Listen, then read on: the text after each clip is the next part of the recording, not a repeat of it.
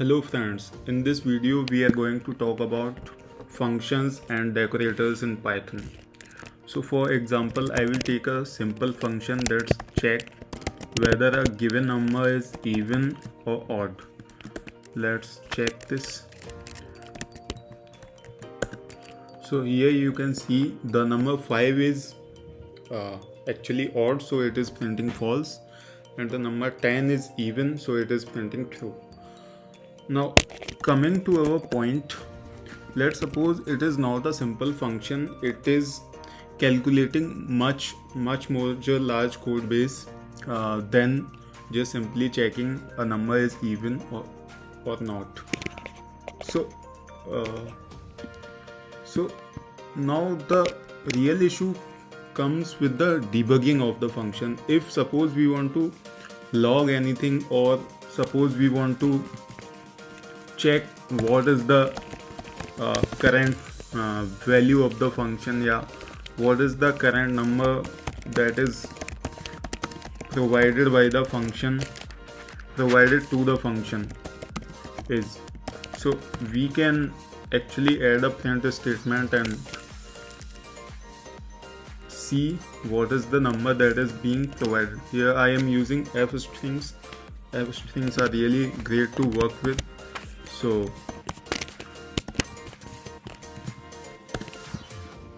now here I have added a print statement in the function. Now the real issue comes is that we can't add too many print statements because it will clutter our code with all these print statements that are surely not too useful. That we can go for logging module. Always try to use logging module whenever you are trying to create a print statement in the code base, because logging module actually gives us much more facility and flexibility to perform our tasks. So the main issue that we are facing here is code repetition. Now if suppose we have multiple functions that all needs a print statement, I can add this print statement in all my functions. That is simply telling what is the value that is being provided to the function. I can copy this line and paste it in all the functions. The issue here is that we don't want that. As a programmer, we always try to avoid code repetition in general. So what can we do to work around that? Well, one of the simple solution is to use decorators and decorate the function with this additional logging and helper messages that convey us what the actual argument to this function is. So before proceeding to explaining decorators, I would just like to add one thing in Python. There is something called as positional argument to function.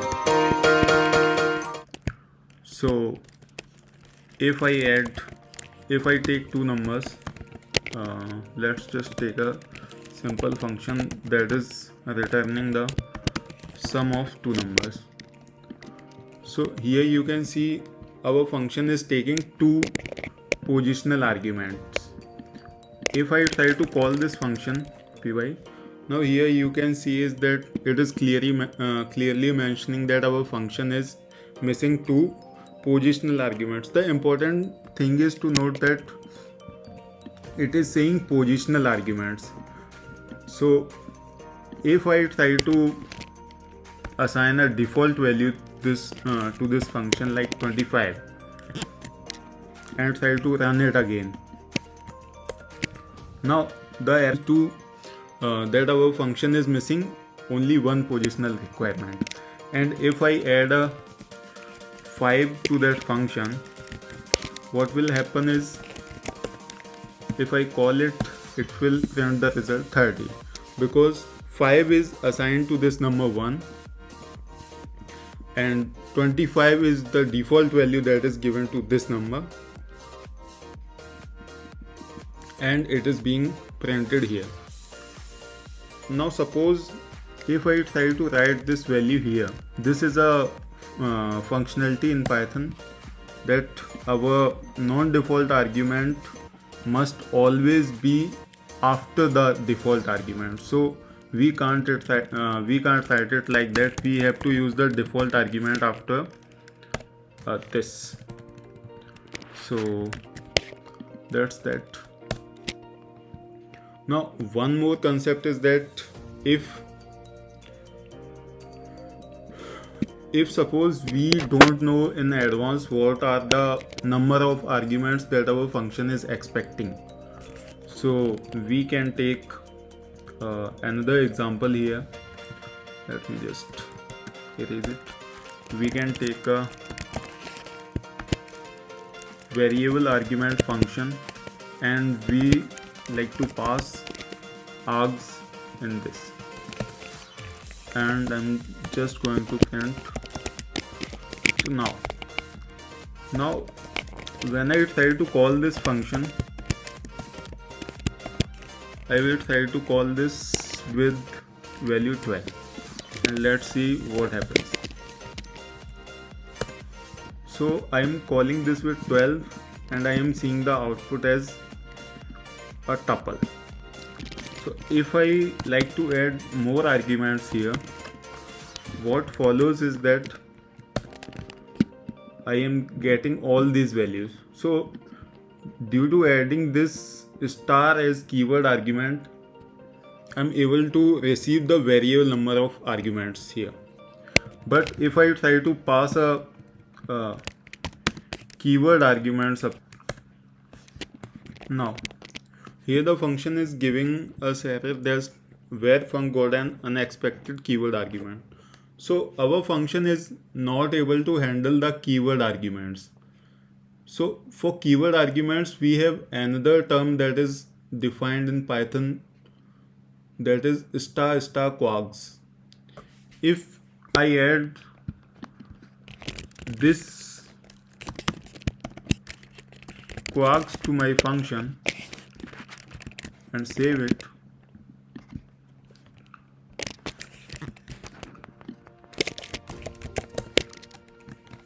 now if I try to run it, I am able to run the function. So but you notice here A is not printing. So what we can do is we can actually print quarks here, and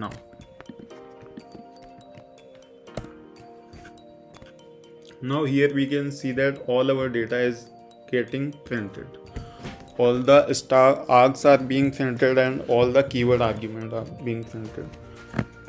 Now this concept of variable number of arguments and variable number of keyword arguments is really helpful when we are trying to call a function in background and we didn't know in advance what all are the number of arguments that this function is going to take.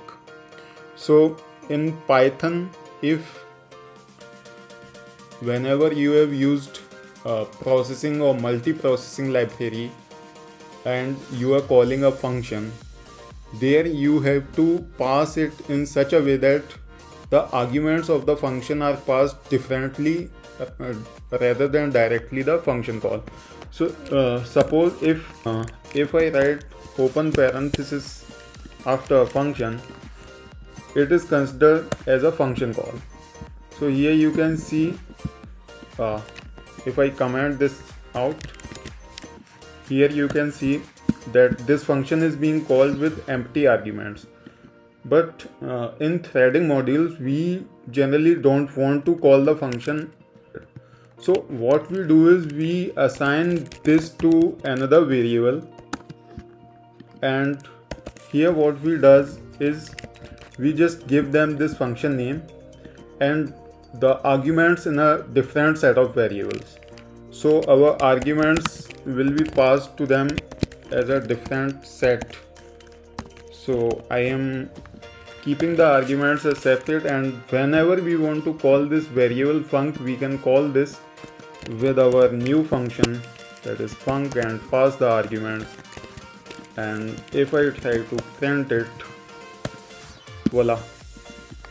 So here you can see that all the arguments are being printed, and this function is actually containing this variable function object, and it is being called with these number of arguments. So in the processing or multiprocessing library, what happens is the arguments are being converted into format, and after the conversion they are being passed into the background function to run it in a separate module or separate process pool.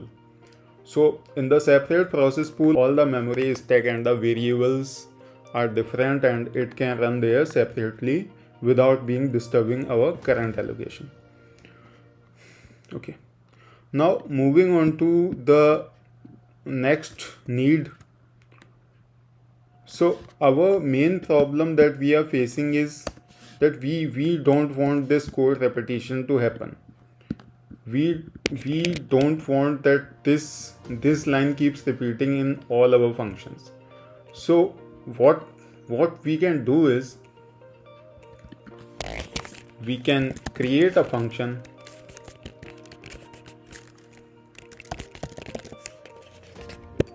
that takes a function as an argument, and we create a wrapper around it which contains any number of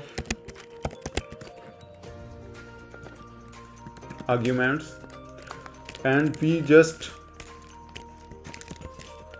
call this function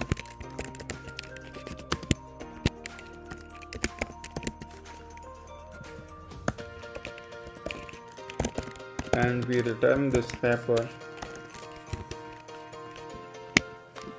So I am going to make another function, suppose let's say cow,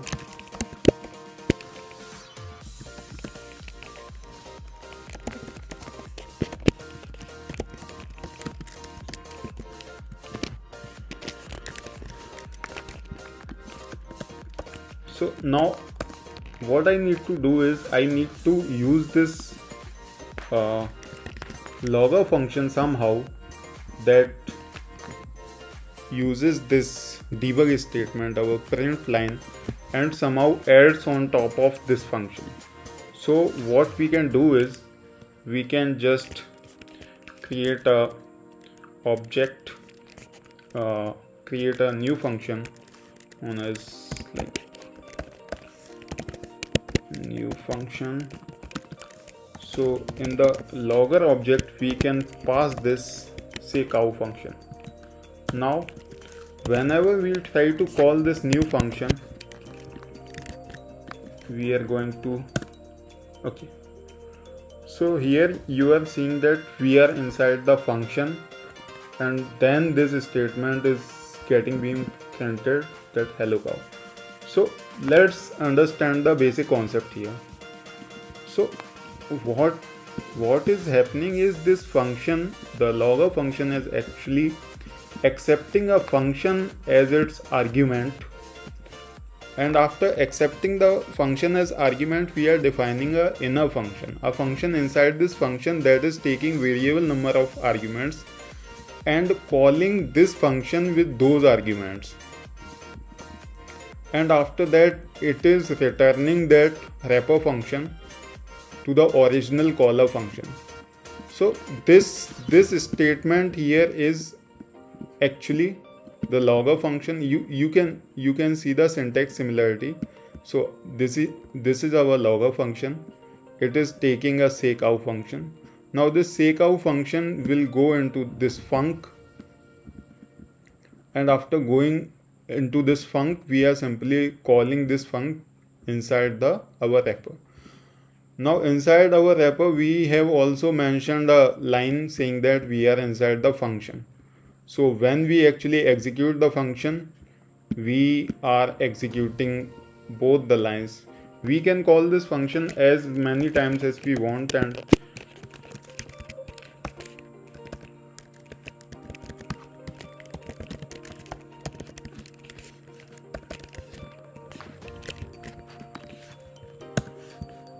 now you can see that this function is being called 3 times, and our last statement is also getting printed. I wonder what will happen if I try to remove this args and keyword argument inside this. So obviously these will also be removed. So I will simply call the func then, and I will clear my screen. So yeah, you can see that we are inside the function hello cow added new logs, and it is doing that. But there is a concept of metadata inside your functions. So like every function is aware of its own name. So if I open this say cow, so if I okay,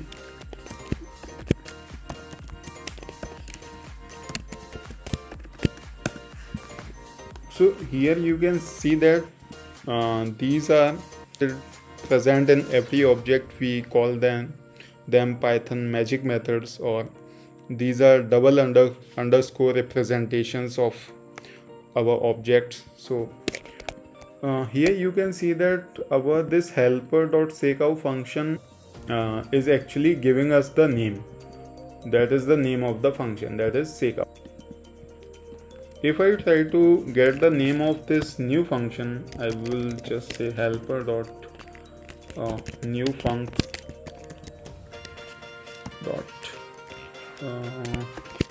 name. So it is saying wrapper. This is actually not providing us any information about this wrapped function, and this syntax, can we make it cleaner? So we have to import from func tools, import wraps. So if we add @wraps here, and now okay, I am going to help. Okay, now you can see that from the earlier version we are not able to get the name of the function. So this @wraps is actually a decorator that is copying all the metadata information, all the magic methods information to our original caller function. So now how can we use this syntax to our advantage? Well, I'm glad you asked, and this is actually really simple. So if I take out this function and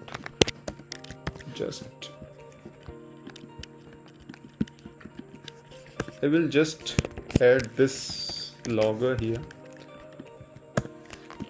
So yeah, you can see that our wrapper function is working, and we are now using a more clean syntax than ever before. So let's create a new file. So there are various practical examples of dealing with a decorator. I can think of various examples, but I'm just going to show you one. If I'm a.py, okay, so it is giving sleeping. So it has slept for 2 seconds, and after that it has returned. So now I want to know the execution time of this function. So what the actual time this function is taking to complete. So what we can do is, okay, I am going to write a decorator. So this is fairly import wraps. So this is the most standard way of calculating all these values. So I'm going to take func and def wrapper, okay, @wraps func def wrapper, and inside that I'm going to call start time equal to time.time, and yeah, I forgot to add a colon here. After that I'm going to call our function and okay, and time dot time. Now time taken is and time minus start time. So let me just convert it to int. Okay, if it is giving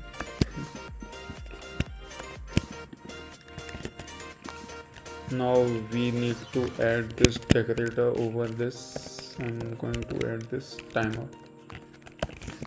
We might run to some error of like giving this function a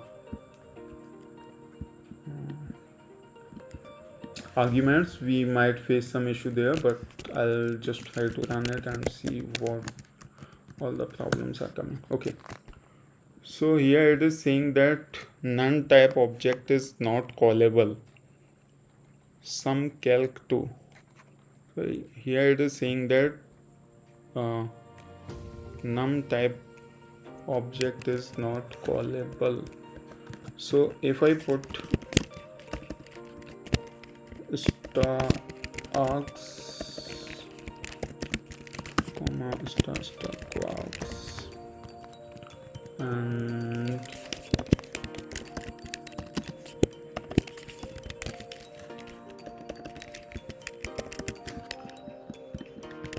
if I try to run this again, so it is okay.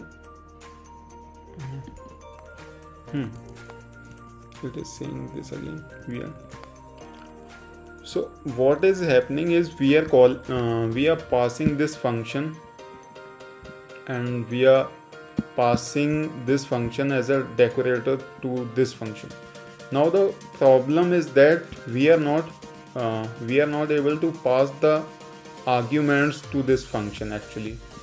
So that is creating the problem here. So for that, I have to return the wrapper first. Okay, now if I try to run it, okay, time taken is 2 seconds. Okay, perfect.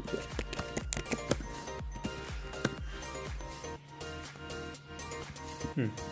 So here you can see that if now let's suppose I increase the time to 5 seconds,